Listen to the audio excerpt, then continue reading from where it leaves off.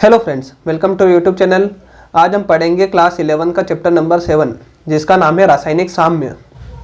इसमें हम साम्यावस्था के बारे में समझेंगे, साम्यावस्था कहते कैसे हैं। तो चलिए शुरू करते हैं। साम्यावस्था को समझने से पहले हमें अभिक्रिया समझनी पड़ेगी कि दोस्तों अभिक्रिया दो प्रकार की होती है, एक तो उत्क्रमणीय अभिक्रिया, एक अनुत्क्रमणीय अभिक्रिया। जब भी आप अभिक्रिया का समीकरण लिखते हैं, जब भी किसी अभिक्रिया के लिए आप समीकरण लिखते हैं तो सबसे पहले आप लिखते हैं अभिकारक,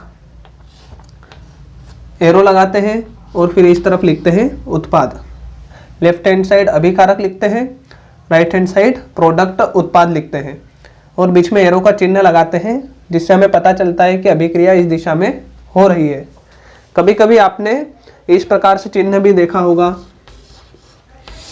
कि अभिकारक, यह वाला साइन और उत्पाद। तो यह साइन क्या प्रदर्शित कर रहा है? इस साइन का मतलब है कि अभिक्रिया इस दिशा में हो रही है। यह है अभिक्रिया। इस चिन्ह, इस एरो के चिन्ह का मतलब है कि अभिक्रिया की दिशा इस तरफ है। और यहाँ पर क्या हो रहा है, डबल एरो के चिन्ह दिखाई देते हैं, डबल तीर का निशान दिखाई देता है। इसका मतलब यह है कि अभिक्रिया इस दिशा में भी हो रही है और अभिक्रिया इस दिशा में भी हो रही है। तो इस प्रकार हम देखेंगे कि अभिक्रिया दो प्रकार की होती है, एक तो उत्क्रमणीय अभिक्रिया और एक अनुत्क्रमणीय अभिक्रिया। अनुत्क्रमणीय अभिक्रिया किसे कहते हैं कि वे अभिक्रिया जो एक ही दिशा में संपन्न होती है। ऐसी अभिक्रिया जो केवल एक ही दिशा में संपन्न होती है तथा पूर्णता को प्राप्त कर लेती है, इसे अनुत्क्रमणीय अभिक्रिया कहते हैं। इस अभिक्रिया में उत्पाद पुनः अभिकारक में बदलता नहीं है। तो ऐसी अभिक्रिया जो कि एक ही दिशा में होती है तथा पूर्ण हो जाती है, उसे अनुत्क्रमणीय अभिक्रिया कहते हैं। तथा एक बार उत्पाद बनने के बाद उसे वापस अभिकारक में परिवर्तित नहीं किया जा सकता है। ऐसी अभिक्रिया को कहते हैं अनुत्क्रमणीय अभिक्रिया। मतलब जिसमें एक बार आपका उत्पाद बन गया, वह वापस से अभिकारक में परिवर्तित नहीं हो सकता है, उसे कहेंगे अनुत्क्रमणीय अभिक्रिया। जैसे दूध से दही का बनना, ऐसे बहुत सारे एग्जाम्पल है जो कि इरिवर्सिबल है, मतलब उसे हम पुनः अभिकारक में बदल नहीं सकते हैं। इसे तीर के निशान एरो से प्रदर्शित किया जाता है। इसमें इस अभिक्रिया में उत्पाद पुनः अभिकारक में बदलता नहीं है। यह तो हमारी बात हो गई अनुत्क्रमणीय अभिक्रिया की। अगला है उत्क्रमणीय अभिक्रिया।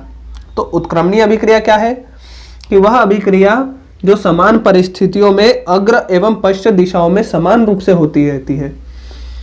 मतलब ऐसी अभिक्रिया जो कि अग्र मतलब आगे, अग्र का मतलब होता है आगे और पश्च का मतलब होता है पीछे। ऐसी अभिक्रिया जो अग्र एवं पश्च दिशाओं में समान रूप से होती है, जो आगे और पीछे समान रूप से होती रहती है। समान परिस्थितियों में, मतलब यदि मान लीजिए कोई सा भी आप तापमान दे रहे हैं 100 डिग्री सेल्सियस है, मान लीजिए 100 डिग्री सेल्सियस है, तो 100 डिग्री सेल्सियस पे ये आगे की दिशा में भी हो रही है और पीछे की दिशा में भी समान रूप से हो रही है। तो ऐसी अभिक्रियाओं को उत्क्रमणीय अभिक्रियाएं कहते हैं।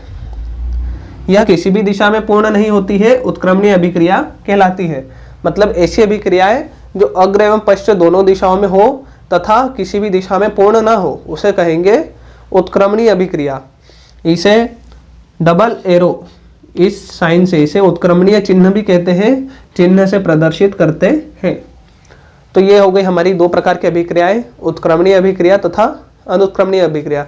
एक उदाहरण ले लेते हैं उत्क्रमणीय अभिक्रिया का। जैसे हमने नाइट्रोजन को हाइड्रोजन के साथ अभिक्रिया कराई तो हमें अमोनिया प्राप्त होगा। ये एक उत्क्रमणीय अभिक्रिया है। इसमें यह एक उत्क्रमणीय अभिक्रिया है। तो यह था उत्क्रमणीय तथा अनुत्क्रमणीय अभिक्रिया।